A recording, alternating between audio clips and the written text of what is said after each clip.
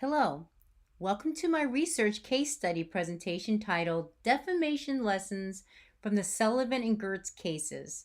Two different defamation cases, but with different results. Let's start with talking about who are the parties to the case. The first one is L.B. Sullivan was one of the three people in charge of police in Montgomery, Alabama. He said he was libeled in a full-page advertisement that the New York Times carried in March 29, 1960. Although the ad did not mention Sullivan's name, the ad implied his responsibility for the actions of the police. He said that the ad damaged his reputation in the community. The other person in the case, the defendant, is the New York Times. The New York Times advertisement entitled Heed Their Rising Voices stated that an unprecedented wave of terror had been directed against those who participated in the civil rights movement in the South. Some of the particulars of the advertisement were false. Although the advertisement did not mention the plaintiff by name, he claimed that it referred to him indirectly because he had oversight responsibility of the police. What are the facts that led to the dispute between the New York Times versus Sullivan? Well, the third paragraph described events that not only did not happen, but discredited him personally. So I'll actually read the statement. In Montgomery, Alabama, after the students sang My Country 'Tis of Thee on the state capitol steps, their leaders were expelled from school, and truckloads of police armed with shotguns and tear gas ringed at the Alabama State College campus. When the entire student body protested to state authorities by refusing to re-register, their dining hall was padlocked in an attempt to starve them into submission. Now, there were several issues with that paragraph that made Sullivan feel the New York Times were liable. As the Montgomery commissioner, Sullivan supervised the police department. The statement suggests that Sullivan ordered the assault truckloads of armed police officers and tear gas. Mr. Justice Brennan delivered the following facts. The campus hall was not padlocked on any occasion. Only students who may have been barred from eating there were the few who had neither signed a pre-registration application nor requested temporary meal tickets. Although the police were deployed near the campus in large numbers on 3 occasions, they did not at any time ring the campus, and they were not called to the campus in connection with the demonstration on the state capitol steps, as the third paragraph implied. Why did Sullivan feel the publication damaged his reputation? Well, due to the building momentum of the civil rights movement, tension ran high in Alabama. The New York Times publication portrayed the police in a negative light. With Sullivan responsible for the police actions, the implication that Sullivan authorized the excessive force of police deployment. Reading such phrases such as truckloads of police and tear gas ringing all through campus could possibly paint Sullivan as a racist and against the civil rights movement. In court, one of Sullivan's former employers stated that if he actually believed what the statements implied in the ad, he would not be associated with anyone who allowed the police department to do the things that the paper said he did. So what were the elements of libel? Well, the 5 elements of libel are: he had to prove the information was published. Well, it was. It was in the Times. He had to the petitioner had to prove he was identified. Well, Sullivan's position suggested his identity. Even though his name was not actually said, his position suggested who he was. The remarks were defamatory. Well, the publication damaged his reputation in the community. The petitioner had to prove that the published information was false. Justice Brennan delivered his opinion of the court that there were several incorrect facts in the publication. The defendant is at fault. The New York Times did not fact check all the details because they didn't believe that the advertisement would include false statements. His name wasn't mentioned, therefore, they did not believe they hurt him intentionally. Since Sullivan was a public figure, he had to prove that the New York Times ran a publication intentionally with false information. Because they did that, it damaged his reputation. So, what was the U.S. Supreme Court's decision and why did it make that decision? The United States Supreme Court ruled in favor of the New York Times. In order to prove libel, a public official must show that the newspaper acted with actual malice, that is, with knowledge that it was false or with reckless disregard for the truth. The court asserted America's profound national commitment to the principle that debate on public issues should not be inhibited.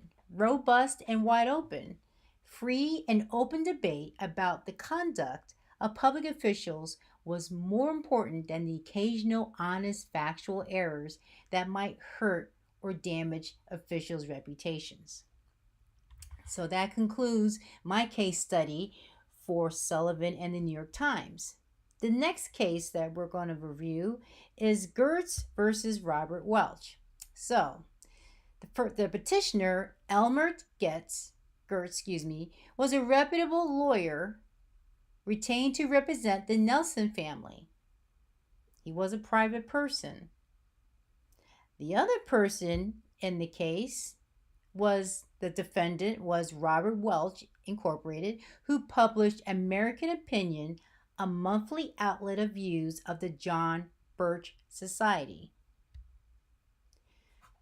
So, let's discuss the alleged defamatory statements about Gertz in the American Opinion. The American Opinion published an article titled Nuccio and the War on the Police.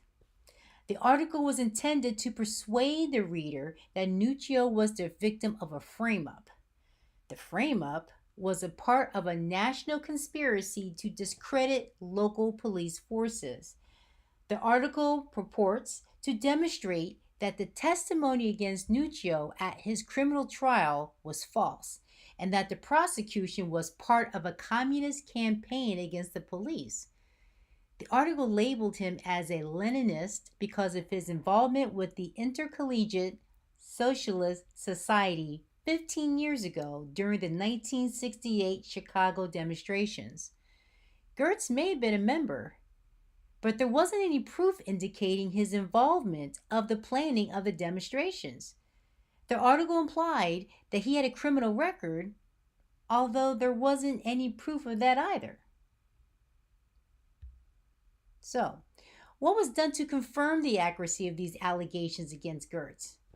How do you think these allegations affected Gertz's reputation? Well, American Opinion's managing editor, one Stanley, began to spread information about a nationwide conspiracy to harass and intimidate the police. It wasn't uncommon to have different contributors publish articles for the magazine. In December 1968, Stanley asked Alan Stang to write the article about the Nuccio murder trial. Stang came to Chicago to investigate the case, made a few long-distance calls to Stanley, who, by the way, was in Boston, and then submitted the final draft to Stanley. Stanley never verified the draft. Instead, he wrote an introductory comment and inserted some captions for the illustrations. Prior to the article, Stang wrote approximately 35 articles for Stanley. Since Stanley never heard of Gertz and took Stang's information for face value, Stang never heard of Gertz and took Stang's information for face value. And because of that, Gertz's reputation as an upstanding citizen and reputable lawyer was ruined. Things I would have done differently to avoid a lawsuit. Well, after reading the 18-page article, I would have sent it back to Stanley and asked him to condense the length of the article. I'd also tell Stanley to keep the focus of the article on the relevant information about the Nuccio case and not about the Intercollegiate Socialist Society. Once Stanley completed the proper revisions, I'd reread it and look for citations and attributions before publishing. What's the defamation law in my state? Well, I live in Florida. So, we have the following defamation laws in Florida. First, for the first element is going to be the defamation per se. The Florida Supreme Court ruled that the state no longer recognizes presumed damages for defamation per se in lawsuits against media defendants. Defamation per se refers to a legal doctrine which holds that some statements of the fact are just, they're just so wrong that a court would just presume that they harmed the plaintiff's reputation. Public figures and private figures. Florida has a broad conception, broad understanding of what a public official is, category of government actors who must prove actual malice in order to prevail on defamation claim. So they actually have to prove that malice in order to win the case. Criminal libel. Well, unlike most states, Florida still recognizes criminal libel. Chapter 836 of the Florida Statutes does not define the elements of criminal libel, but it does specifically prohibit false statements that harm a bank or another financial institution's reputation or accuse a female of being unchaste. To the extent that the statute remains valid, criminal libel is a first-degree misdemeanor. However, a Florida Appeals Court found, that's in Florida Statute 836, which deals with anonymous defamation of individuals or religious groups, to be unconstitutional. And actual malice and negligence. It's the last one here for Florida. In Florida, a private figure plaintiff bringing a defamation lawsuit generally must prove that the defendant was at least negligent with respect to the truth or falsity of the allegedly defamatory statements. Public officials, all-purpose public figures, and limited-purpose public figures must prove that the defendant acted with malice, i.e. knowing that the statements were false or recklessly disregarding their falsity. How can I relate what I learned from both cases to my future work in the communications industry? Well, after reading the Sullivan and Gertz cases, I see the emphasis of fact-checking all information before publication. I must maintain an unbiased stance in my writing to prevent being held liable. I also learned that if I were to sue someone for defamation, I need to be able to prove undeniable malice behind their actions. I must go on fact, not feelings. And when in doubt, ask, verify, and waiver. Thank you so much for watching my presentation. I hope you enjoyed it as much as I did. Thank you.